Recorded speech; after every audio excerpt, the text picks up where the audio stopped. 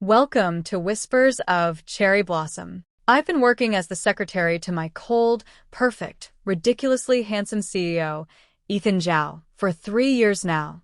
3 years of early coffee runs, endless reports, and pretending my heart doesn't skip a beat every time he calls my name. He never flirts. He barely smiles. Honestly, I thought I was invisible to him until I mentioned I had a blind date. That's when everything changed. Suddenly, my once distant boss couldn't stop hovering around me.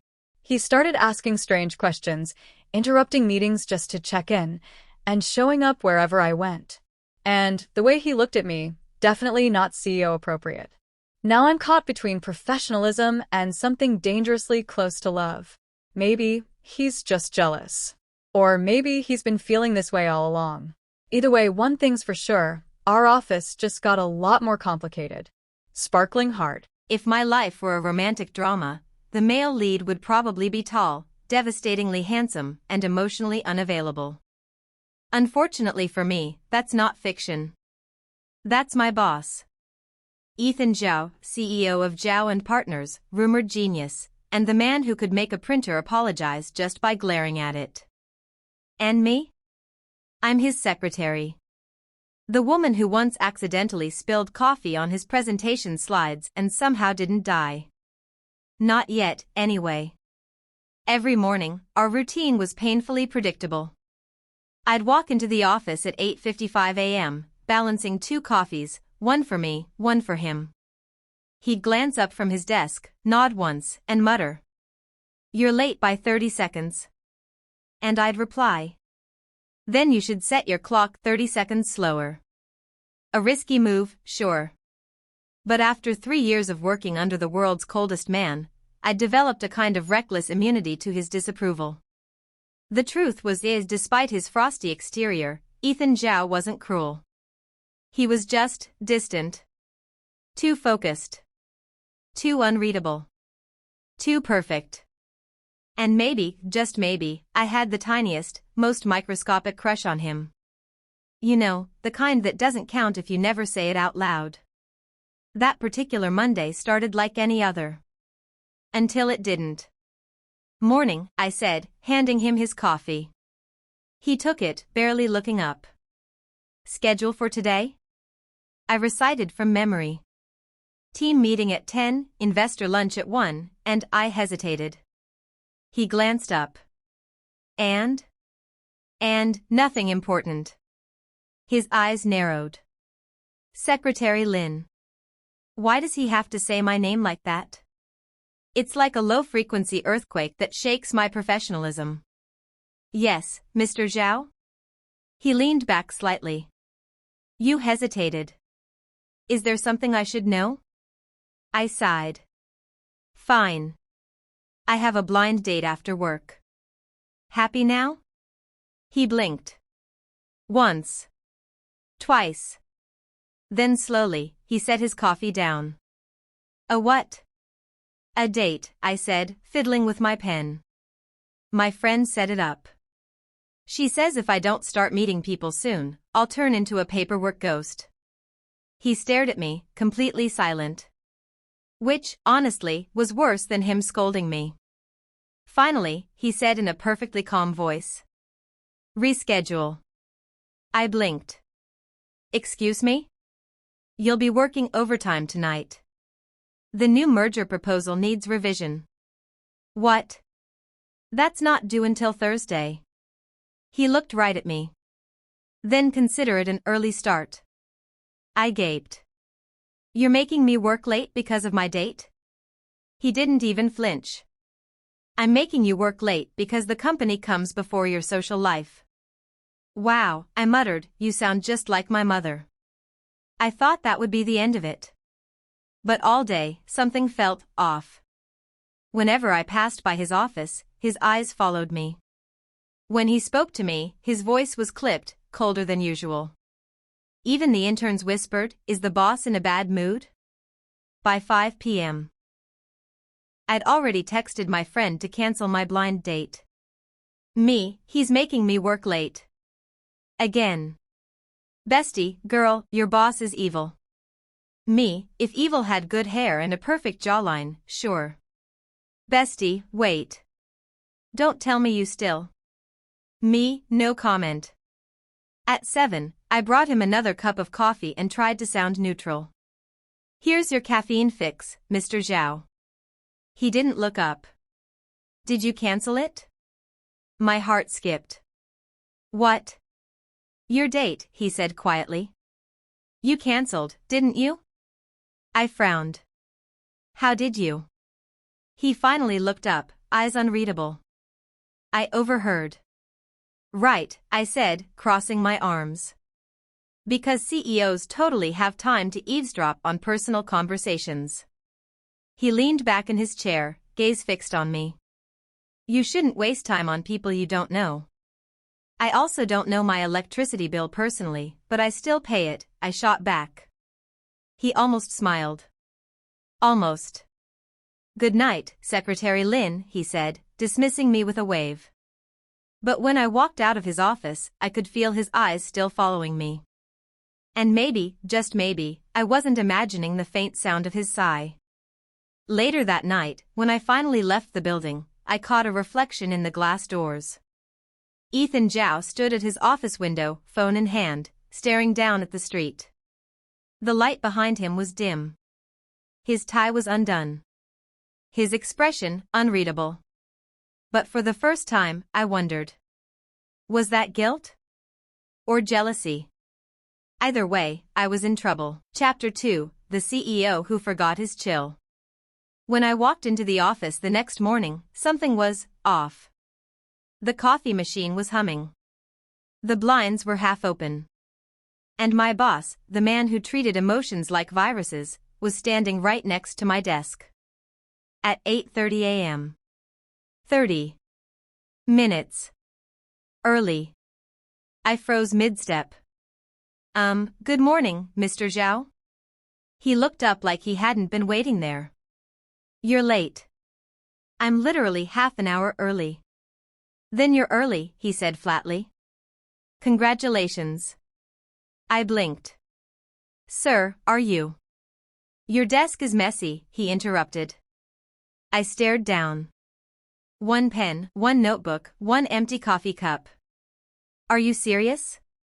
He nodded solemnly, then reached down, picked up the coffee cup, and said, You shouldn't leave trash here.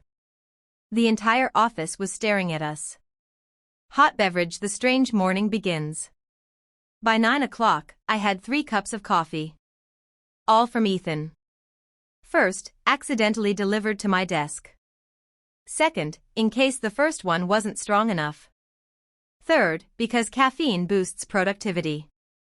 He'd never even remembered my birthday before. The third time, I looked him straight in the eye and said, Are you okay, sir? Should I call IT? You might be malfunctioning. His jaw ticked. I'm fine. Sure. Because normal people totally bring triple espressos to their secretaries. Then don't drink it, he said coolly. Oh, I already did, I replied sweetly. All of them. If I start vibrating, it's your fault. Around noon, I was heading out for lunch when he appeared beside me. Like a shadow with excellent hair. Where are you going? Lunch, I said. As people do. Where? The cafe across the street? He frowned slightly. You usually go to the one downstairs. I narrowed my eyes. Are you tracking my lunch habits? He didn't answer. Instead, he walked beside me all the way to the elevator. When the doors closed, it was just the two of us, and approximately 10 billion volts of awkward energy. Mr. Zhao, I said finally, you're acting weird. He looked straight ahead. Weird? Yes. You're hovering. You're caffeinating me. You're doing that thing where you pretend not to stare but totally are. He turned his head. Slowly. I don't stare. Sir, you've looked at me 5 times in the last 30 seconds. He said nothing for a long moment, then quietly replied. You cancelled your date. I blinked. We're still on that? He looked away. I thought you wanted to meet people. I did. But then my boss decided I should marry my job instead. Your job, he said, is very reliable. I snorted. You sound jealous. That made him go perfectly still. Then, softly, should I be? I froze. He looked down at me, calm, composed, but his eyes were unreadable. What? I stammered. He stepped a little closer. You said I sound jealous. So should I be? The elevator dinged. Saved by the bell. I bolted out like my dignity was on fire. Lunch. Time. Bye. Fork and knife with plate, the not date lunch. I went to lunch with my friend Ava instead, the one who'd set me up for the blind date in the first place. She listened, wide-eyed. So your boss is acting like a jealous boyfriend? He's acting like a jealous robot who doesn't understand why he's glitching, I groaned. Classic denial, she said, sipping her drink. He likes you. I almost choked on my salad. What? No. Ethan Zhao doesn't like people. He tolerates them. Ava raised a brow. And yet he's memorized your lunch orders. I threw my napkin at her. Coincidence? Sure, she said with a grin. And my cat's the CEO. When I got back to the office, Ethan was standing by my desk again, holding a folder. Review this, he said, voice perfectly calm. And don't disappear for long lunches next time. I was gone 40 minutes. Exactly. I gave him a flat look. Mr. Zhao, you realize this behavior could be classified as micromanaging, right? He paused. Then, with a completely straight face, said. Then consider it, attention to detail. I stared at him. Did you just flirt? He blinked once. No. But I swear, the corner of his mouth twitched. That night, as I packed up, I noticed something strange on my desk, a small cup of honey lemon tea. My favorite. A note rested beside it, written in his perfectly neat handwriting. Don't stay up late.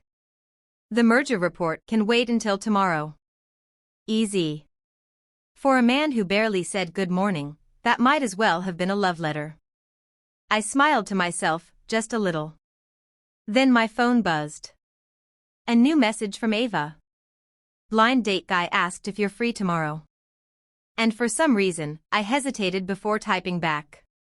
Because from across the office, I could see Ethan Zhao watching me again, his expression calm, unreadable, but his hand was clenched around his pen hard enough to crack it. Chapter 3, The CEO on a Mission of Jealousy. The next morning, I woke up to 3 texts. One from Ava, one from my mom, and one from my boss. Ava, don't back out of the blind date again, okay? You need to touch grass, and maybe a man.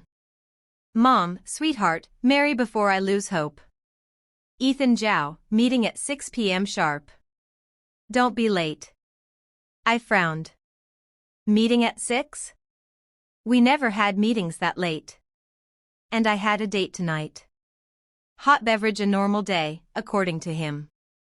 By the time I reached the office, Ethan was already there, again. He was typing, looking like Sin in a suit, and radiating the emotional availability of a stone wall. Morning, sir, I said. He didn't look up. You're early.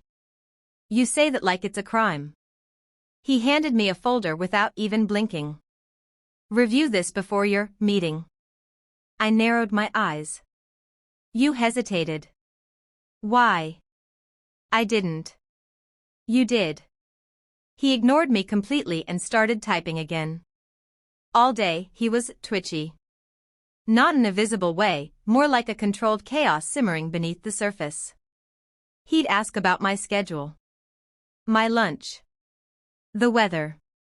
My opinion on that soup. By 5 o'clock, I was seconds away from asking if he needed emotional tech support. Finally, I stood up, grabbed my bag, and said, I'll finish the report tonight. I'm heading out. He froze. Out? Yeah. Where? Personal matter. What kind of personal matter? Personal, Mr. Zhao. That shut him up. Kind of. His jaw tightened. His pen snapped. Literally snapped. I walked out before I started laughing, because if I didn't, I might actually melt from how absurdly cute his jealousy looked. Wineglass the blind date that wasn't. My date was at a nice restaurant, candlelight, soft jazz, men who wore too much cologne.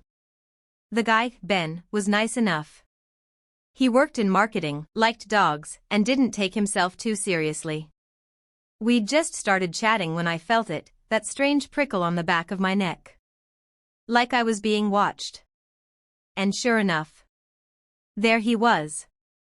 Across the restaurant. Sitting alone, wearing an expensive suit that screamed I'm totally not stalking my secretary. Ethan. Freaking. Zhao. My date followed my gaze. Do you know that guy? I forced a smile. Ha. Maybe? Ben chuckled. He's been glaring at me for 5 minutes. What? Yeah, like he wants to buy the restaurant just to kick me out. I turned and hissed at Ethan across the room, mouthing, "What are you doing here?" He just raised an eyebrow and mouthed back, "Business meeting. In a 5-star restaurant. Alone. At my date table's direct line of sight." I wanted to throw a breadstick at him. Broken heart the interruption. Halfway through dinner, the waiter came over looking slightly panicked. "Miss, sir, I'm sorry, but, someone has sent a bottle of wine for your table." I blinked. Oh. The waiter looked like he wanted to vanish. "It's from that gentleman." He pointed toward Ethan. Ethan was sitting there, sipping his own drink, pretending to read the menu upside down. Ben laughed awkwardly. "Wow, your friend must really want to impress you." "He's not," I started. Then sighed. "He's my boss." Ben blinked. "Your boss just sent us a bottle of wine?" "Apparently, yes." "Is this a test?" I groaned. "No, it's just." Then Ethan stood up and walked toward us. Like a scene from a movie where the villain crashes the wedding. "Mr. Zhao," I hissed when he reached the table. "What are you doing?" "Checking on you," he said smoothly. "You left work early." I was concerned. I stared at him. "Concerned? Are you my boss or my babysitter?" He ignored me and looked at Ben. "Ethan Zhao," he said, shaking his hand way too firmly. "CEO of Zhao Holdings." Ben blinked. "Oh. Nice to meet you. I work in marketing." "Really?" Ethan said. "How interesting." I kicked him under the table. Hard. He didn't even flinch. Instead, he smiled, and said, "Don't let me interrupt. I just wanted to ensure my employee wasn't being mistreated." "Buy my salad?" I said flatly. He looked at me, expression unreadable, and then leaned in just a fraction too close. "Eat something real, Mia." And then, he left. Just turned and walked out, leaving me with a blushing waiter, a confused date, and enough awkward tension to power a small city. Automobile the ride home. After dinner, Ben dropped me off with a polite smile. "You've got quite the boss," he said. "You have no idea." When I got to my apartment, a sleek black car was already parked in front. Of course. Ethan Zhao, leaning against the hood like he owned the night sky. I crossed my arms. "You followed me home now?" He looked calm, too calm. "I wanted to make sure you got back safely." "From a man named Ben who complimented my shoes?" He didn't answer. Then, softer, almost quietly, he said, "You shouldn't go out with people who don't see you." I froze. "Excuse me?" He looked at me then, really looked, and the mask slipped, just a little. He didn't even notice when you were cold, Ethan murmured. You kept rubbing your hands. He didn't offer his jacket. My heart stuttered. You watched that? He nodded once. Details matter. There was a long pause. The night air felt electric. Good night, Mr. Zhao, I whispered. He hesitated. Mia. Good night. I walked away before my stupid heart could betray me. But as I closed the door behind me, my phone buzzed again. A message. From him. Don't wear short sleeves tomorrow. It's going to rain. Easy. I smiled, against my will. Chapter 4, The Copy Room Incident. The next morning, I walked into the office pretending that nothing had happened. I wasn't going to think about last night. I wasn't going to think about how my boss had basically stalked my date, glared a hole through Ben's forehead, and then texted me weather updates like a concerned husband. Nope. Totally normal Tuesday. Except when I entered. The office was too quiet. Everyone was pretending to work, but I could feel it. The atmosphere was weird. And then I saw why. Ethan Zhao. Standing by the window, jacket off, sleeves rolled up, eyes darker than usual. He looked like a man who hadn't slept and maybe fought a small emotional war in his head. Good morning, Mr. Zhao, I said carefully. He looked up. You're late. It's 8:59. He checked his watch. Still late. Oh, we were doing that again. Hot beverage, the great silence. For the next 2 hours, he didn't say a single word. No small talk. No requests. Just silence. Tense, thick, suffocating. It was driving me crazy. Finally, I cracked. Okay, what did I do? He looked up from his laptop. Excuse me? You've been brooding all morning. You're scowling at the computer like it owes you money. His jaw tightened. I'm focused. Focused on what? Murder? A tiny muscle twitched near his temple. I'm not angry. Oh, you're absolutely angry. Mia. No, let me guess. I leaned forward dramatically. You're upset that I dared to have dinner with a man who owns socks that match. His eyes snapped to mine, sharp and intense. You think this is funny? Actually, I said with a grin. A little bit.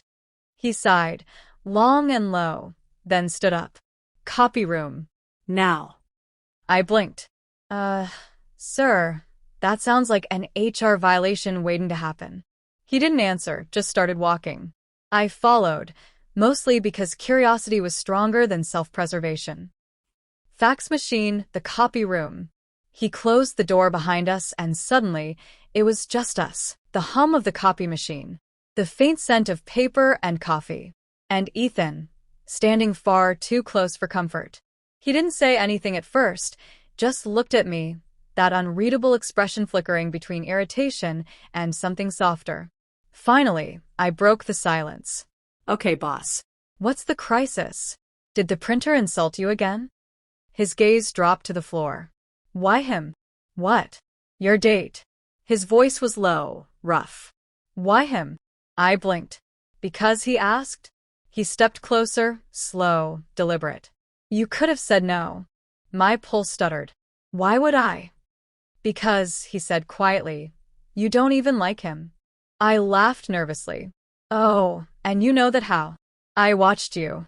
Creepy. I mean, he exhaled, frustrated. I noticed. You kept checking your phone. You weren't smiling. My cheeks burned. Wow. Stalker and observant. What a combo. Mia. His voice softened. You shouldn't waste your time with people who don't see you. That again. The same line from last night. He looked at me, really looked, and something in his eyes made my heart do a full Olympic backflip. Do you even know what it's like? He murmured. Watching you talk to someone else, laugh at their stupid jokes. He stopped himself, bit his lip, turned away. For a long moment, neither of us spoke. Then I said, half teasing, half terrified, Mr. Zhao, are you jealous? He didn't deny it this time. He just turned back, leaned one hand against the wall beside me, and said quietly, Would it matter if I was? My breath hitched. You're my boss. And that's a terrible idea. He smiled then, just a small, crooked smile that made my knees weak. So you've thought about it? What? No. Liar. The air between us grew thick. My back was against the wall, his cologne way too close, and his eyes. God, those eyes. For a second, I thought he was going to kiss me. And maybe I would have let him, but then the door flew open. Mr. Yao. The meeting. Oh my God, I'm so sorry. We jumped apart like teenagers caught sneaking out. His assistant blinked between us. Board meeting starts in 2 minutes. Ethan straightened his tie, completely composed again. Understood. He glanced back at me, eyes dark with something unspoken. Then he left, leaving me alone in the copy room, heart racing like a malfunctioning printer. Black heart, the aftermath. I spent the rest of the day trying to pretend that didn't happen.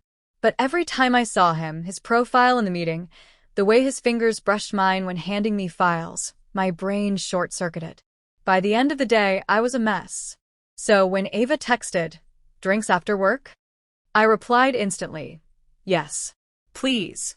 I need therapy in cocktail form." But before I could leave, his voice stopped me. Mia. I turned. "Yes, Mr. Zhao?" He hesitated, which for him was like a full emotional meltdown. "You can go home early," he said. "You've worked hard today." Thanks. He nodded once. "Don't stay out too late. Are you my father now?" Maybe. That tiny smile again. Teasing. Dangerous. And when I walked out, I realized something terrifying. He wasn't just jealous anymore. He was interested. And worse, so was I. Chapter 5, Thunder, Tea, and Almost Confessions. The rain started around 8 p.m. By then, everyone had gone home. Everyone except me. And, unfortunately, my boss. The soft patter of rain against the office windows was almost peaceful. I was hunched over my desk, finishing the last section of the quarterly report, when a deep voice spoke from behind me. "You're still here." I jumped so hard my pen flew. "Jesus, Mr. Zhao. Don't sneak up on people like that." He raised an eyebrow. "You're the one haunting the office after hours." I gestured at my computer.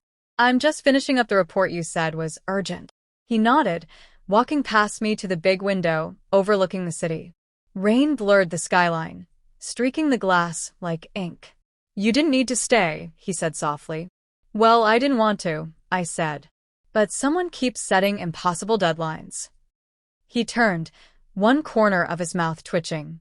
"Someone sounds ungrateful. I'd say overworked." He chuckled. The sound was rare enough that my brain stuttered trying to process it. Hot beverage, tea, and trouble. 10 minutes later, he came back from his private office holding 2 mugs. One slid across my desk toward me. "Yeah?" I asked. "You like honey and lemon," he said casually. I blinked. "How do you?" He didn't answer. Just sat on the edge of my desk, sipping his own tea like he hadn't just exposed how much he noticed about me. "So," I said, leaning back, "what's your excuse for still being here?" "Can't sleep," he said simply. "Oh, guilt about micromanaging me to death." He gave me a look. "You think you're very funny." "I am very funny." Silence. A quiet hum of rain. And then, so casually it made my heart stop. "I like having you here." I blinked. "Excuse me?" He met my eyes.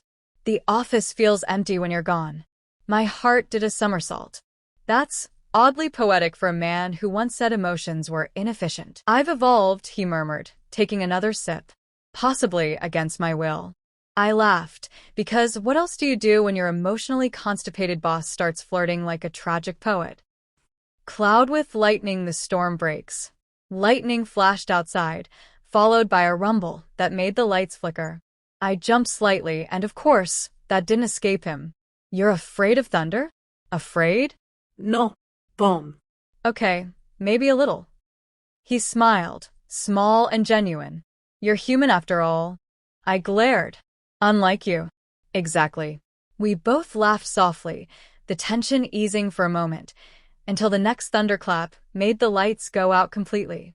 Darkness. Silence. And his voice, low and close. Mia. I'm here, I whispered. Just don't move, I'll find my phone.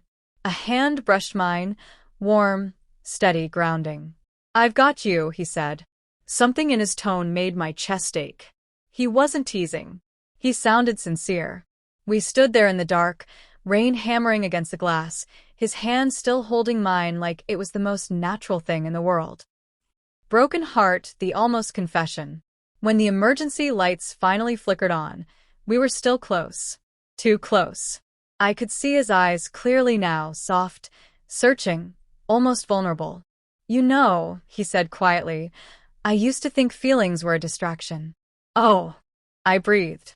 They make you lose focus. Complicate everything. Make you do stupid things. Like stalk your secretary at dinner? I teased softly. He didn't even smile. Like fall for someone you shouldn't. My breath caught. For a moment, the world narrowed, just his voice, his warmth, the way his thumb brushed over my hand like a secret. Ethan, I whispered, forgetting myself. That broke him. His name on my lips. He leaned in, close enough that I could feel his breath against my skin, his heartbeat beneath his shirt. And then, knock knock. Sir? It was his assistant. The backup generator's on. Lights should stabilize soon. We both froze. Thanks, he said tightly. The door closed again. He stepped back first. His mask slid back into place like a wall slamming shut. You should go home, he said quietly. Right. My voice was smaller than I wanted it to be. He didn't look at me again as I packed my things. Taxi the ride home, and what's left unsaid. The rain hadn't stopped. He offered to drive me, said it like an order, not a question. The car was quiet, the kind of quiet that hums with everything unspoken. When we stopped in front of my building, I turned to him. Ethan. He looked at me, really looked, and for one heartbeat I thought he might finally say it. But instead he just said, Good night, Mia. I smiled sadly. Good night, boss. When I got out, the rain was softer. Warm.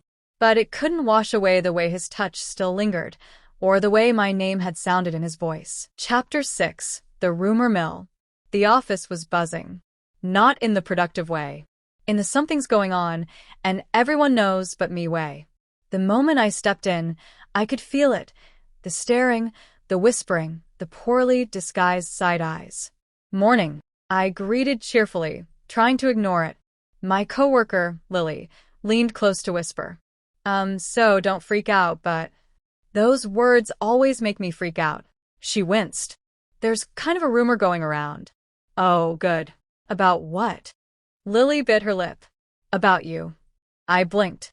Me? What did I do? I literally spent last night working. Yeah, and apparently not alone. Huh. She gave me a look. Word is, someone saw you leaving the office with the boss. Oh. Hot beverage, the walk of panic. I froze mid-sip of my coffee, nearly choking. Wait, someone saw that? Lily nodded like she was delivering a eulogy. And now everyone's convinced you're, No. I said immediately. We're not. You think I'd date my boss? Honestly? She shrugged. He's hot, rich, and stares at you like you're a dessert he's on a diet from. I buried my face in my hands. Kill me now. But fate clearly had a sense of humor, because at that exact moment, the man himself walked in. Ethan Zhao. Sharp suit. Cold eyes. Aura of quiet destruction. The office fell into absolute silence. He looked around once, and then his gaze landed on me. Lingering. Just long enough for everyone to notice. Lily whispered, Oh yeah, you're doomed. Paperclip rumor control, CEO style. I spent the rest of the morning praying the floor would open and swallow me whole. Every time I passed someone, they smiled too knowingly. By lunch, I'd had enough. I marched straight into his office and shut the door. Mr. Zhao. He looked up, calm as ever. Yes, we have a problem. Is it the supply chain report? No. It's the rumor chain. That got his attention. Explain. I cross my arms. Apparently, people think you and I are… I gestured vaguely, involved. He blinked. Involved. Yes. Like, romantically. Do you have any idea how bad that looks? He leaned back in his chair, steepling his fingers. Only if it's untrue. I froze. What does that mean? He shrugged, perfectly calm. If it were true, no one would be wrong. Ethan. You're not helping. His lips curved, just barely. I wasn't trying to. Anger symbol professional boundaries, allegedly. By the afternoon, things had gone from bad to worse. Someone accidentally asked me if my promotion was a thank you gift. Another coworker winked and asked if Mr. Zhao liked home-cooked meals. I wanted to melt into the carpet. So when I got back to my desk and found a message on my screen that said, "See me now," from the boss himself, I almost screamed. I stormed in. You started this. He looked genuinely confused. Started what? The rumor.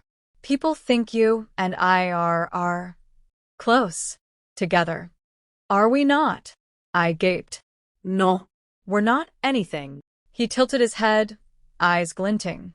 That's debatable. I threw my hands in the air. Mr. Zhao.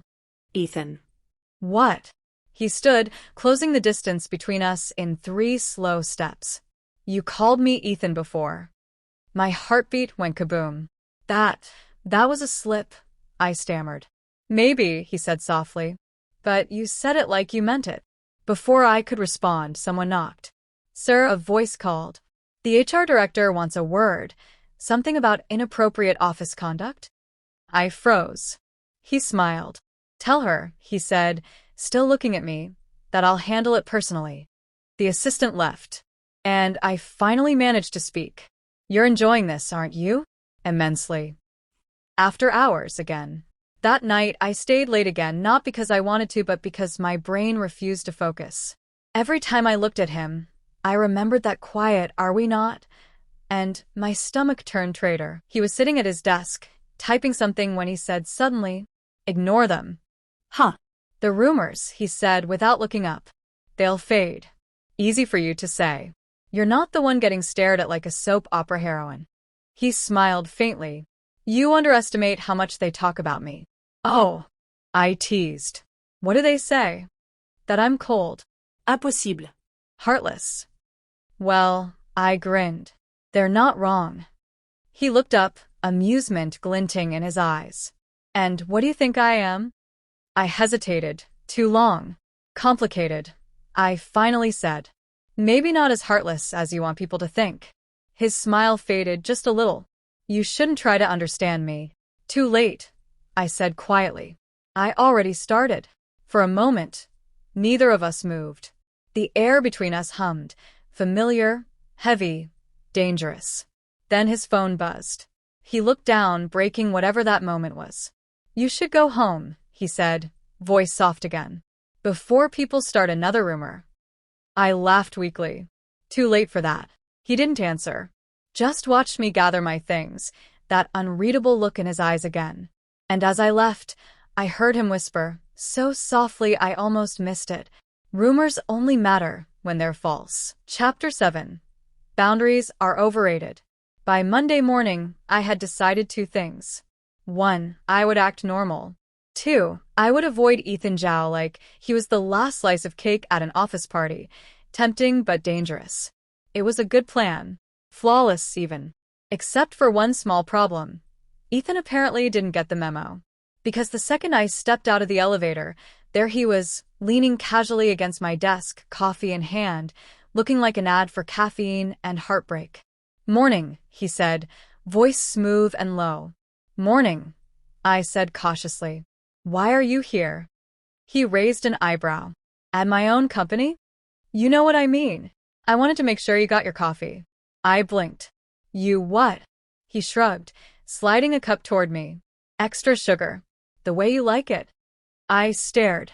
How do you even? I pay attention. Oh no. He said it so casually, but my heartbeat decided to start an Olympic sprint. I needed an escape plan. Fast. Hot beverage avoidance protocol. Failed. I spent the day dodging him like a professional. When he walked into the meeting room, I pretended to check the projector cables. When he called my name, I answered from a different cubicle. When he tried to hand me a document, I accidentally dropped my pen and spent a full minute looking for it. I thought I was doing great, until the elevator doors closed behind me and I heard his voice. Running away? I froze. He was standing beside me, one hand in his pocket, watching me with that unreadable expression. Huh? Ethan. Just going home. It's 6:30. Exactly. Work's over. His gaze softened slightly. You've been avoiding me. I straightened my back. I have not. He stepped closer. You have. I'm just busy. Doing what? Avoiding me efficiently? I scowled. You're impossible. Only with you, he said quietly. That shut me up, the breaking point. The elevator reached the top floor, his private office. Before I could hit another button, he stopped me. Stay, he said softly. Please. I hesitated. Ethan, people already think. I don't care what people think. That made me look up. He looked tired, like someone who'd been holding something in for too long. Do you really not know? He asked quietly. Know what? He stopped, clenched his jaw, and turned away. Forget it. No. Say it. He looked back at me, frustration flickering in his eyes. You want me to say it? Fine. He stepped closer, voice rough. I like you. I've liked you for years. I hired you because you were good at your job, but I kept you because you made every day less empty. My mind went completely blank. I didn't say anything because it was wrong, he continued. Because you deserve someone who doesn't have power over you. But then I saw you with someone else smiling like that and… He stopped again, shaking his head. I lost it. I couldn't stand it. Silence filled the room, thick and trembling. Finally, I whispered, You had no right to be jealous. He gave a bitter laugh. I know, and no right to interfere. I know. I swallowed. And yet, he looked at me. And yet, I sighed, voice barely above a whisper. You make it really hard to stay mad at you. Something flickered in his eyes. So don't. Before I could react, he took a step forward, close enough that I could feel his breath. Tell me to stop, he said quietly. And I will. I didn't. I couldn't.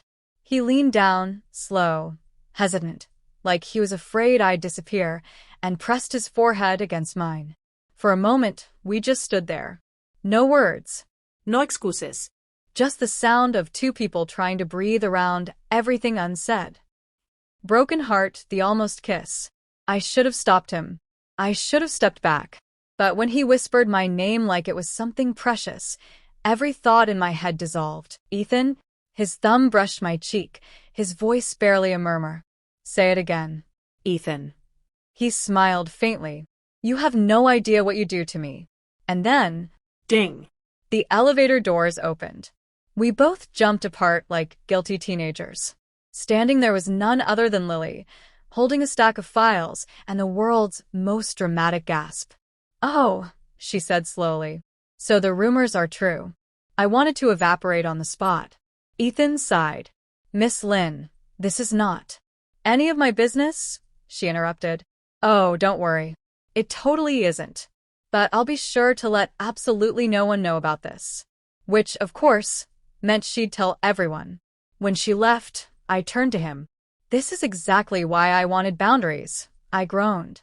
He smirked, unbothered. You drew them. I just ignored them. Ethan Zhao. Yes.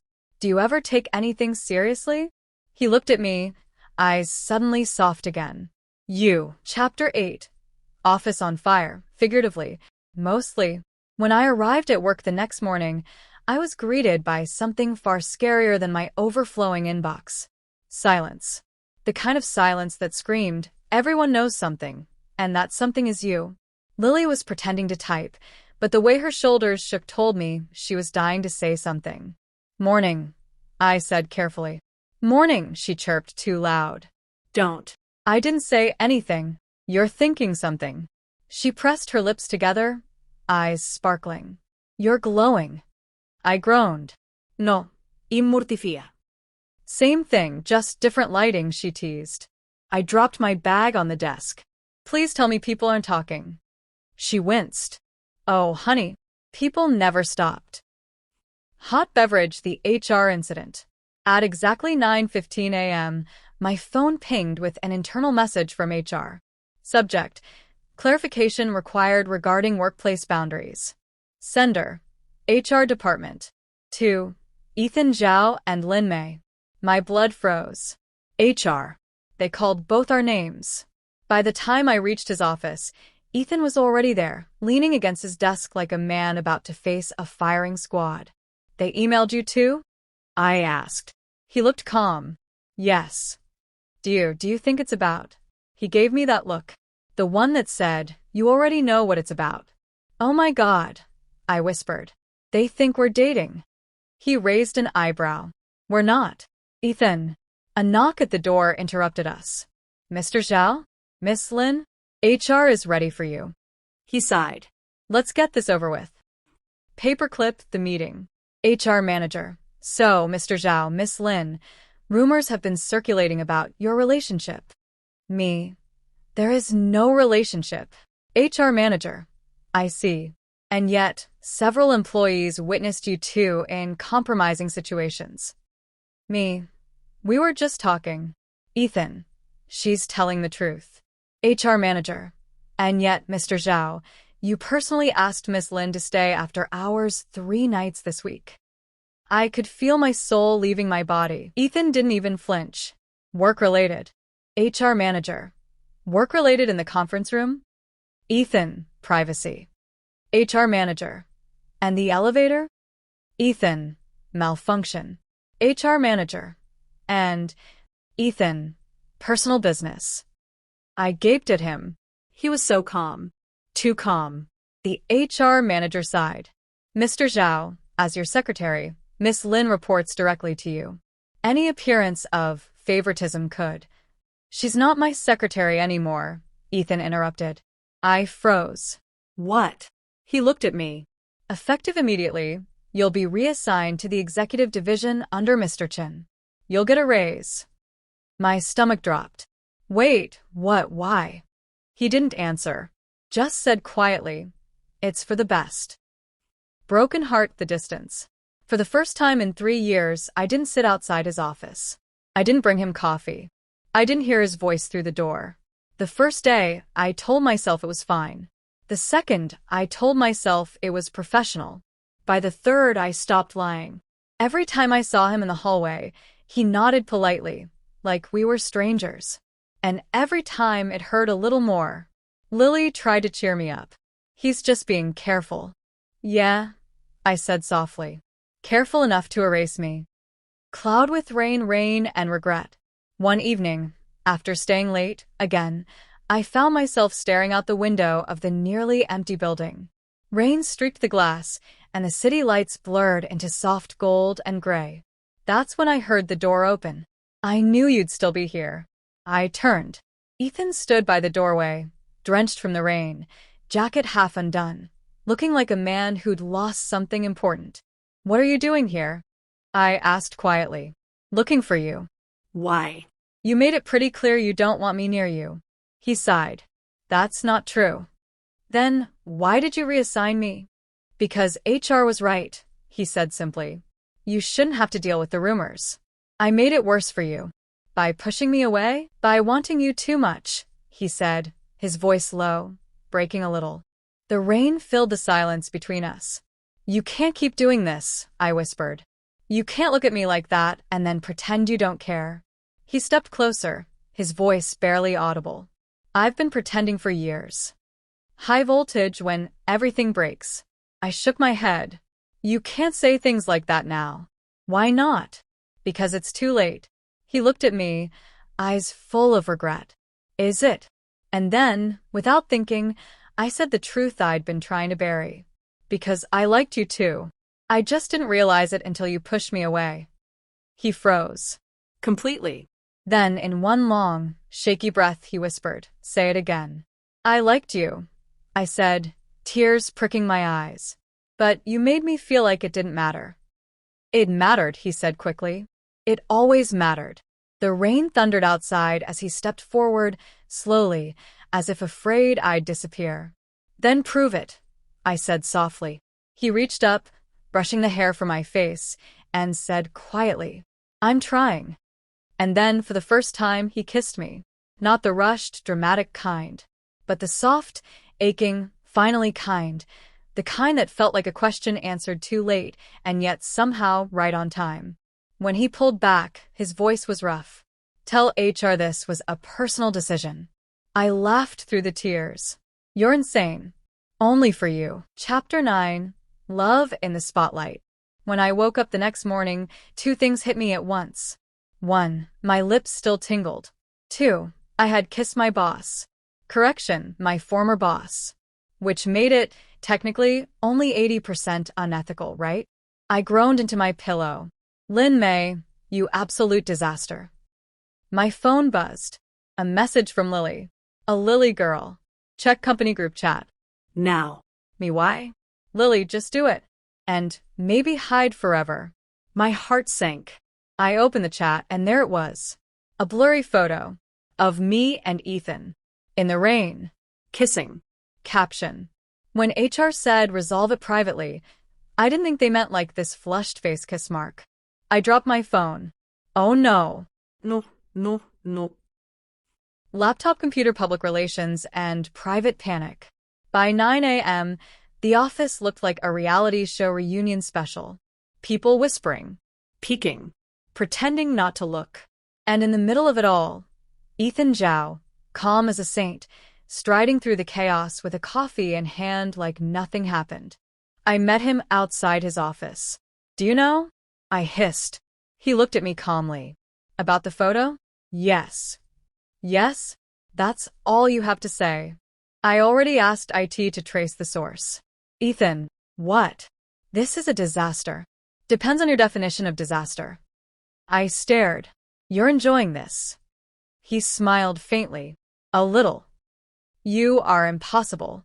He stepped closer, lowering his voice. And you're beautiful when you're angry. Ethan, a throat cleared behind us. We both turned to see the HR manager standing there, holding a folder like it was a holy text. Mr. Zhao. Miss Lin. My office. Now. Balance Scale, the HR Showdown Part 2. HR Manager. So. A photo of you two kissing in the rain is circulating. Me. It's out of context. HR Manager. And what context would make that professional? Ethan. It was after hours. HR Manager. And Ethan. Consensual. I buried my face in my hands. Please stop talking. The HR Manager sighed. Mr. Zhao, company policy strictly forbids relationships that create power imbalance. Which is why, Ethan interrupted smoothly, Miss Lin no longer reports to me. I checked with legal this morning. The HR Manager blinked. You did what? I had the legal team revise the chain of command. You can't just. I can, Ethan said calmly. And I did. He turned to me. You're free to date whoever you want. The HR Manager looked between us, clearly losing the will to live. This is highly irregular. Ethan smiled. So is love. I almost choked. Hot beverage coffee, chaos, and confession. By lunchtime, the entire building had seen the photo. Someone made a meme of it with the caption, CEO stands for Can't Escape Obsession. I was mortified. Lily, of course, thought it was hilarious. You're officially office canon, she said cheerfully. Kill me. Oh, please. Do you know how many people would trade places with you? I'm not some fantasy novel heroine. Sweetie, she grinned. You kind of are. Before I could argue, someone tapped my shoulder. Ethan. Come with me, he said quietly. I blinked. What now? Damage control? Something like that. He led me straight to the cafeteria, packed with employees, and before I could stop him, he cleared his throat and said, loudly, for anyone still curious about the rumors, every head turned. They're true. I'm dating Lin May. A fork clattered somewhere. Someone actually gasped. I nearly fainted. Ethan. I hissed. He smiled down at me, unbothered. Just clarifying. I whispered. You could have clarified privately. He leaned closer. I'm tired of hiding you. The cafeteria erupted in murmurs. Phones came out. But for the first time, I didn't care. Revolving hearts after hours again. That evening, I found myself in his office again. Same view, same quiet hum of the city, but everything felt different now. He was sitting on the couch, jacket off, sleeves rolled up, looking at me like I was something he couldn't quite believe was real. So, I said, you told the entire company we're dating. Technically, he said. I told them the truth. I smiled. You realize your HR's worst nightmare? He smirked. They'll live. And what about us? He tilted his head. What about us? I hesitated. You're the CEO. I'm just me. Just you, he repeated softly, as if tasting the words. You're the reason I stopped checking emails after 10 p.m. now. You're the reason I started smiling in meetings. You're it, Lin May. I blinked, tears pricking my eyes. You're being unfairly sweet right now. He laughed quietly, reaching for my hand. Get used to it. Then softer. I spent too long being afraid of losing you. I'm done with that. I looked at him, my heart full and stupidly warm. You know this means we'll be gossip material forever, right? He nodded. Let them talk. I have nothing to hide. Even your crush on your secretary? Especially that. And before I could say anything else, he pulled me close and kissed me again, slower, surer, the kind that said finally, we're here. Outside, the city lights shimmered through the glass, and somewhere down below, someone probably took another blurry photo. But for once, I didn't care. Because for the first time, the story was ours. Not a rumor, not a secret, not a misunderstanding. Just us. Chapter 10. Happily and hilariously, ever after. 1 year later. If someone had told me a year ago that I'd be dating, no, living with my former boss, I would have laughed. Loudly. Probably spilled my coffee too. But here I was, standing in his kitchen, wearing his hoodie, and listening to him attempt to make breakfast. The man who ran a multi-billion-dollar company with ruthless precision could not, for the life of him, flip a pancake. Ethan. I yelped as another one landed on the counter. That's the third casualty. He frowned, spatula in hand. It's strategic. I'm testing texture. It's a pancake, not a product launch. He shot me a mock glare. Remind me who begged me to cook today? I said help me cook, not declare war on the kitchen. He huffed, grabbed another scoop of batter and muttered, You complain a lot for someone who's getting breakfast made for her. I grinned. You complain a lot for someone who almost burned down the toaster last week. That was research. For what? Fire insurance. He gave up then, leaning back against the counter, laughing, that rare, genuine sound I still couldn't get enough of. Hot beverage domestic chaos. We eventually sat at the table with pancakes, somewhat edible, coffee, his specialty, and the morning sunlight spilling across the floor. It was quiet in the best way. You know, I said, HR still sends me those annual workplace conduct training emails. He raised an eyebrow. And I forward them to you. He chuckled. I delete them. I smirked. You're such a rebel. He leaned across the table, brushing my hair aside. You knew that when you fell for me. I pretended to think. No, I fell for the cold, scary CEO who barely smiled. The rebel came later. He smiled, eyes softening. And you still stayed. I smiled back. Someone had to keep you from eating burnt pancakes every day. Ring something like forever. He reached into his pocket then, and my breath caught. Ethan. He looked nervous, which was, honestly, kind of adorable. The man who once negotiated multi-million-dollar deals couldn't look me in the eye right now. He placed a small velvet box on the table. Before you say anything, he said quickly, this isn't some grand proposal with rose petals and fireworks. Good. Because you definitely set something on fire. He chuckled softly. Probably. But I meant it when I said, I don't want to hide you. Not from work. Not from life. Not from anything. I opened the box.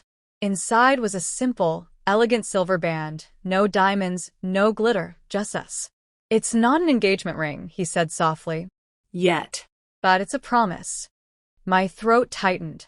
A promise? That I'll keep choosing you. Every morning, even when you steal my coffee or mock my cooking. I blinked back tears. Ethan Zhao, are you being romantic right now? He smiled, a small, shy thing that made my heart ache. Maybe I finally learned from you. I took his hand, slid the ring onto my finger, and whispered, then I guess I'm not returning it. Love Letter Love, rebranded. Later that week, the company held its annual staff dinner. We showed up together. No more hiding, no rumors, no HR side eyes. The whispers this time weren't scandalous. They were warm, curious, supportive even. Lily waved us over with a grin. Well, look at you two. Corporate royalty. Don't start, I warned. Oh, please, she said, sipping her champagne. You're literally a workplace legend now. There's a meme of you two that says, love found under the fluorescent lights. Ethan sighed. I'll have IT remove it. Don't you dare. I said, laughing. That's our legacy. He looked down at me, that familiar fond exasperation in his eyes. Your trouble. I leaned against him, smiling. And you love it. He didn't deny it. Sunrise, the quiet ending. That night, when we got home, I stood by the window, same one where I once cried alone, thinking I'd lost him. Now, his arms wrapped around me from behind, warm and steady. Do you ever think, I murmured, about how it all started? He chuckled softly against my hair. You mean the rumors? Or the pancake disasters? Both. I think about it every day. Regrets. He turned me around to face him, his smile tender. Only that I didn't tell you sooner. I reached up, brushing my thumb along his jaw. Well, you're making up for it now. He kissed me, slow, sure, and full of quiet laughter. When we finally pulled apart, he whispered, you're still my favorite rumor. I laughed softly. And you're still impossible. Good, he said, smiling. Wouldn't want to change that. Bonus epilogue, the boss who fell first. Ethan Zhao's POV. They say love makes you stupid.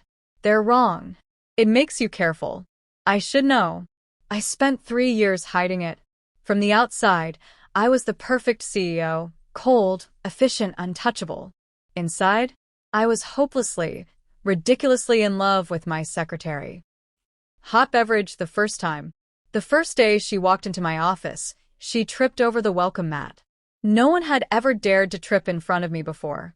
She scrambled up, cheeks flushed, clutching a folder to her chest. Sorry. The floor attacked me. I should have frowned, dismissed her. Instead, I bit back a laugh. That was the beginning of my downfall. She was chaos wrapped in sunshine. And I, a man who lived on structure and silence, couldn't look away. Paperclip the routine. Every morning, she'd barge in with coffee. Every morning, she'd spill something. Then she'd apologize 100 times. Then she'd make another cup. Then she'd smile, that infuriating, heart-stopping smile, and say, they're perfect. And I'd spend the rest of the day wondering if she knew she was the only thing that made the office feel alive. I never told her. Because bosses don't fall for their secretaries. Because she deserved better than whispered rumors. Because I was a coward, the jealousy. Then came the day she mentioned it casually. I have a blind date this weekend. My brain short-circuited. My heart stopped working altogether. I spent that day in meetings I don't remember. Every time someone said deadline, I heard date. Every time someone said report, I thought romantic dinner. By the time she left the office, I was a walking HR violation waiting to happen. That's when I realized I'd lost the right to be careful. The change. I started showing up at her desk more often, asking questions I already knew the answers to, hovering during her lunch breaks. Professional? No. Effective? Very. She noticed, of course. She always noticed. The teasing started soon after. You've been acting strange lately, boss. Strange? Yes. like a jealous boyfriend. I wanted to tell her she wasn't wrong, but instead I said something ridiculous like, "You missed a typo on page 7. Smooth. Broken heart, the confession. The night of the charity gala, when I saw her laughing with someone else, I broke. I cornered her in the hallway, like a man possessed. Asked her to stay.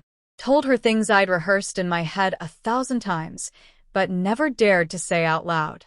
She stared at me, wide-eyed, confused, blushing. And then she said softly, "You really are jealous." I didn't even deny it. How could I? I'd spent 3 years pretending not to feel anything. That night, I finally did, the after. Now, when she laughs in our shared apartment, I realize how absurd it all was. The rules, the hesitation, the fear of crossing invisible lines. Love doesn't care about job titles or reputations. It sneaks in through coffee spills and late-night emails. Sometimes I catch her looking at me across the breakfast table, grinning for no reason. When I ask why, she says, "I'm just remembering the time you glared at me for stapling the wrong corner." I smirk and say, it was a valid reason. But she knows better. That glare was the closest I came to smiling at her back then. Crescent moon, the quiet moment.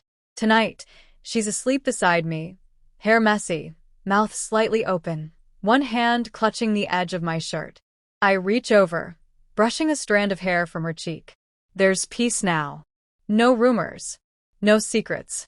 Just the quiet rhythm of her breathing and the steady reminder that I didn't lose her. That I never really stood a chance against her. Because from the moment she tripped on that mat, I was gone.